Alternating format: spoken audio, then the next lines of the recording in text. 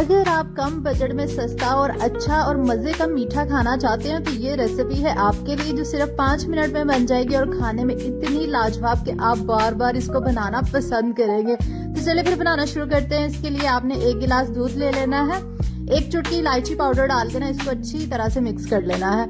जब ये थोड़ा पकने लग जाएगा ना, इसको हमने थोड़ा सा गाढ़ा कर लेना है, तब तक हम मिक्स करेंगे।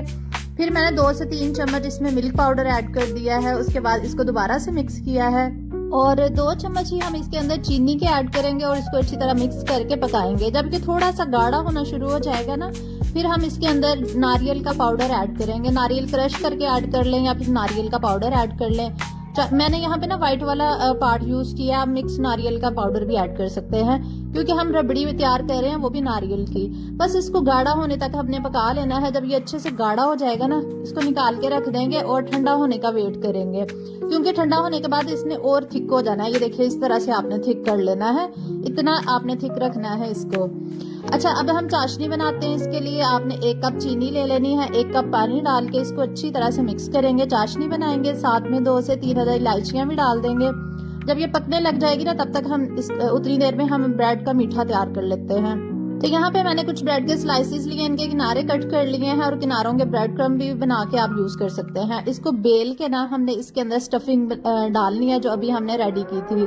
जब तक मैं स्टफिंग के साथ फिल कर रही हूँ, आप लोगों से रिक्वेस्ट है कि वीडियो अच्छी लग रही है तो लाइक कर दिया करें, कमेंट में जरूर बताया करें कि आप वीडियो कहाँ से वॉच करते हैं, ताकि मैं आपका शुक्रिया अदा करूँ।